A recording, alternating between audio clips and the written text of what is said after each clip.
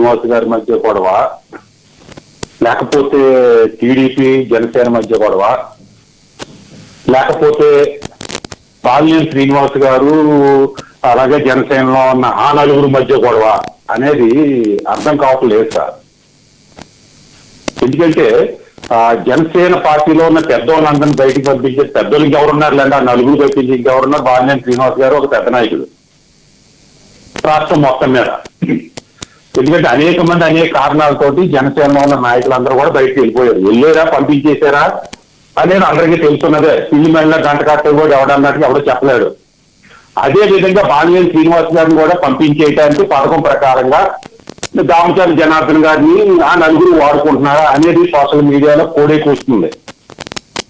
అయినా మేమేం పట్టించుకోం అని పవన్ కళ్యాణ్ గారు అనుకుంటే అది అయిన ఇష్టం.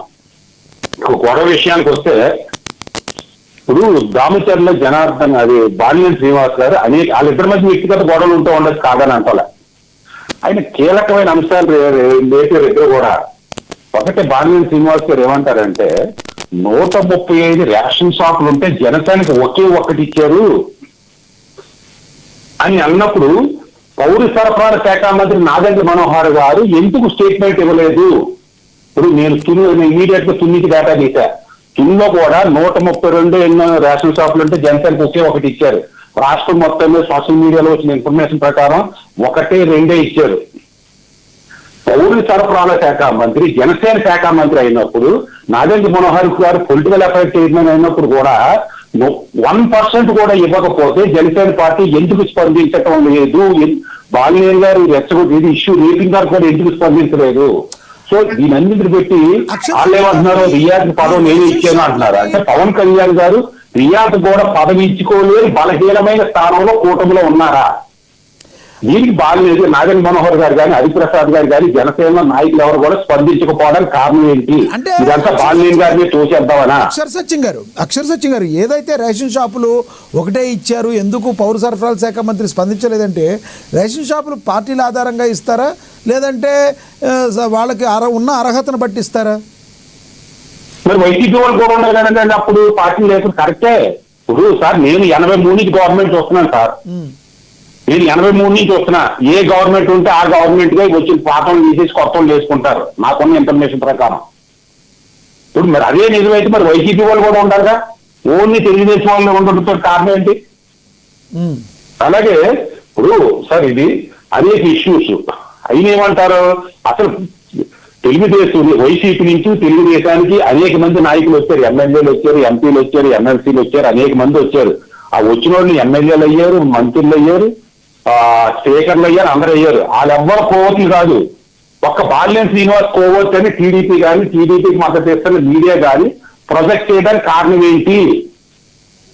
అయినా జనసేన పార్టీ ఎందుకు స్పందించడం లేదు? మా పార్టీలో ఏం తీసుకోవాలి నిర్ణయాలన్నది మీ పక్కన మీ మీడియాకి సంబంధం ఏంటి? ఈ దామచర్ల జనార్దన్కి సంబంధం ఏంటి? లేదా డిబేట్ లో వస్తున్న అధికార ప్రతినిధికి సంబంధం ఏంటి? మా పార్టీ వ్యవహారం మేము చూసుకుంటాము, మీ టీడీపీ వ్యవహారం మీరు చూసుకోండి అనే విషయాన్ని జనసేన పార్టీ నుంచి ఎందుకు స్పందించడం లేదు? అది ఆ రకంగా స్పందిస్తే ఒకవేళ కూటమి ప్రకారం ఏదైనా ప్రాబ్లం వచ్చుద్దని స్పందించకపోయినా కూడా అది ప్రాబ్లం లేనట్టే కదా. ఉదాహరణకి బాలినేని శ్రీనివాసరెడ్డి గారు మాట్లాడుతున్నారు. బాలినేని శ్రీనివాసరెడ్డి గారు మాట్లాడేది రాంగ్ అయితే పవన్ కళ్యాణ్ గారు ఫోన్ చేసి బాలినేని గారు మీరు అలా మాట్లాడొద్దని చెప్పేవాళ్ళు కదా. ఆయన చెప్పలేదంటే అర్థం ఏంటి? అంటే పవన్ కళ్యాణ్ గారికి అన్ని తెలుసు అని అనుకోవాలి, అలా కూడా అనుకోవచ్చు కదా. సార్ నాకున్న ఇన్ఫర్మేషన్ ప్రకారం బాలినేని గారు 2 లెటర్లు స్వయంగా రాసి ఇచ్చేస్తారు పవన్ కళ్యాణ్ గారికి. నాకున్న ఇన్ఫర్మేషన్ ప్రకారం ఫలానా వ్యక్తులు నన్ను అణిచివేయడానికి ప్రయత్నిస్తున్నారు అని. రైట్, అది వేరే విషయం. ఇప్పుడు ఒక ఇద్దరు ఇష్యూ దెబ్బలాడుకునేటప్పుడు వినపడుతుంది ఇస్తాను సార్. నన్ను ఒకసారి చెప్పమని సార్, చెప్పండి. నన్ను ఒకసారి చెప్పమని సార్. ఒక నిమిషం అదే అర్థం కావట్లా. మీకు ఇస్తాను, ఆగండి. శంకర కృష్ణవేణి గారు మీరేం మాట్లాడుతున్నారు వినపడతలేదు. ఇస్తాను, ఉండండి. మీరు ఈర్పాటు తీసేసి జాయిన్ అవ్వరు కానీ కృష్ణవేణి గారు మీ ఈర్పాటు తీసేసి జాయిన్ అవ్వండి. ఎస్ సత్యం గారు మాట్లాడండి సార్. ఇప్పుడు బాలినేని గారు శ్రీనివాస్ గారి దామచర్ల జనార్దన్ గారి వ్యక్తిగత గొడవ అయితే వాళ్ళు వ్యక్తిగతంగా చూసుకోండి అని టీడీపీ ప్రకటించాలి, జనసేన ప్రకటించాలి. అంతే తప్పించి వాళ్ళ ఇష్యూస్ కామన్ రేజ్ చేసినాడు ఆయన సమాధానాలు కూడా చెప్పాలి. ఒంగోలు జిల్లాలో 135కు ఒకటే ఇచ్చినప్పుడు దాన్ని తెలుగుదేశం పార్టీ వాళ్ళు జనసేన పార్టీ వాళ్ళు ప్రెస్ మీట్ పెట్టాలి. ఏంటి అందులో ఆరోపణ ఎంతటి వరకు కారణాలు ఉన్నాయన్నది. అలాగే రియాజ్ గారికి పదవి ఇచ్చింది తెలుగుదేశం వాళ్ళు ఇచ్చారా, పవన్ కళ్యాణ్ గారు ఇచ్చారా అన్నది కూడా జనసేన స్పష్టం చేయాలి. అలాగే ఇప్పుడు ఒంగోలు జిల్లాలో తెలుగుదేశం వాళ్ళ మైండ్స్ నడుస్తున్నాయి, వైసీపీ వాళ్ళ మైండ్స్ నడుస్తున్నాయి. ఒక బాలినేని గారి మైండ్ ఎందుకు ఆఫీసర్ సార్? ఇందుకు 30 మంది వైసీపీ నుంచి తెలుగుదేశం వాళ్ళు వచ్చారు, తెలుగుదేశంలోకి వచ్చారు. తెలుగుదేశంలోకి వస్తే కోవస్లు కదా, వైసీపీ జనసేనలోకి వస్తే కోవస్తా. ఈ ప్రచారాలు ఎంతవరకు లేదు? అగ్ని పోయినా కదా.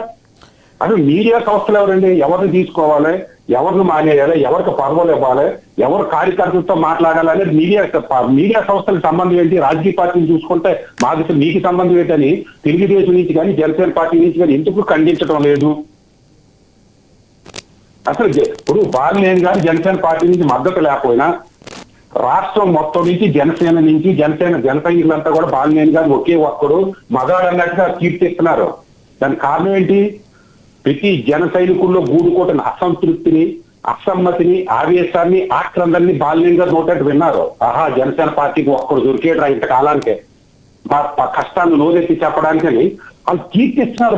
బాలినేని గారి కులం మతం సంబంధం లేకుండా. ఆ పరిస్థితి కారణం ఏంటనేది తెలుగుదేశం పార్టీ జనసేన పార్టీ అర్థం చేసుకుని కూర్చుని చర్చించుకుని జనసేన పార్టీకి అన్యాయం జరుగుతుంది నిజమా కాదనేది తెలుసుకుని చర్యలు తీసుకుంటే రేపు పొద్దున మీద కూటమి వచ్చే అవకాశం ఉంది. లేకపోతే వైసీపీ వస్తుంది నా మాట వినాల్సిన అవసరం లేదు. అలాగే ఇప్పుడు వైసీపీ నుంచి ఒక సమస్య వచ్చిందండి. నేను ఇంచుమించు 10 సంవత్సరాల నుంచి చూస్తున్నా. ఇది తప్పు అని వైసీపీ పార్టీని ఎవరన్నా అంటారా సార్? అందరూ సపోర్ట్ చేస్తారు వైసీపీకి. అలాగే టీడీపీలో రామచంద్ర జనార్దన్ గారు తప్పని ఒక టీడీపీ అధికార ప్రతినిధితో కనీసం చెప్పించాడు నాయకుడు కూడా. పార్టీలు అలా సపోర్ట్ చేయాలి. ఆ సపోర్ట్ జనసేన నుంచి ఎందుకు రావట్లేదు? రాకపోతే రేపు పొద్దున ఏ నాయకుడు వస్తాడు మీకు? ఏ నాయకుడి సమస్యల మీద పోరాడతాడు?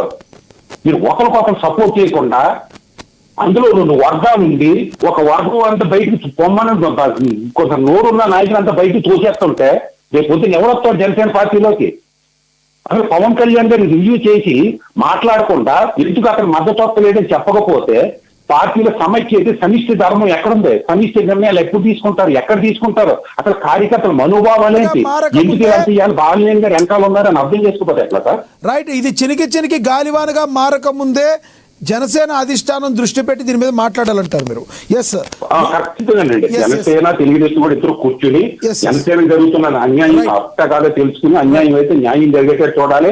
అలాగే మీడియా వాళ్ళు మీడియా విశ్లేషణలు ఇవ్వాలి. కానీ పవన్ కళ్యాణ్ గారు ఎవరిని తీసుకోవాలి, ఎవరిని తీసుకోకూడదు, ఏ పార్టీలు ఎవరు పోవద్దు అనేది మీడియా సంస్థలు చెప్పడం నిజంగా వివక్షత ప్రసారాలు అటువంటి ప్రసారాలు మానుకోవాలి మీడియా సంస్థలు. కాదు సార్, మీడియా సంస్థల్లో ఎవరు చెప్పారు ఆ పేరు? అంటే పవన్ కళ్యాణ్ గారికి పాజిటివ్ గా ఉండే ఆయన ఎవరైనా చెప్పారని మీరు అంటున్నారా? ఎవరు? ఖచ్చితంగా పవన్ కళ్యాణ్ గారు చుట్టూ పవన్ కళ్యాణ్ గారికి అతి ప్రీతిపాత్రమైన ఒక ఛానల్ చెప్పింది. ఆ ఛానల్ చుట్టూ ఉన్న ఆ ఛానల్ అధినేతకి పవన్ కళ్యాణ్ గారు చుట్టూ ఉన్న వాళ్ళందరూ కూడా మిత్రులని అందరికీ తెలుసు. ఎందుకు ఖండించలేకపోతున్నారు? మరొకటి అండి, చెప్పకూడదా మీరు? పేరు చెప్పండి. మరో పాయింట్ అండి, చెప్పండి.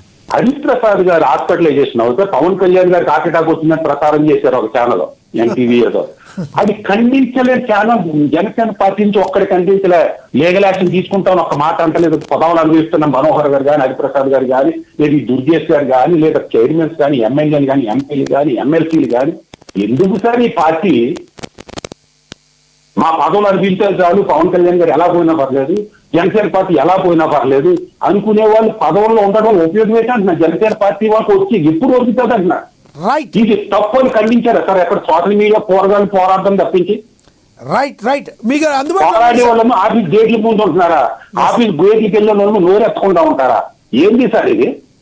రైట్. అక్షయ్ సత్య గారు, మీ అభిప్రాయం అర్థమైంది.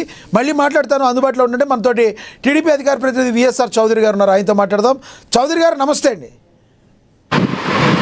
నాకు గారు, మీకు, మా టీవీ ప్రేక్షకులకు, పవన్ రెడ్డి గారికి, జనసేన నాయకురాలు అందరికి కూడా నమస్కారం.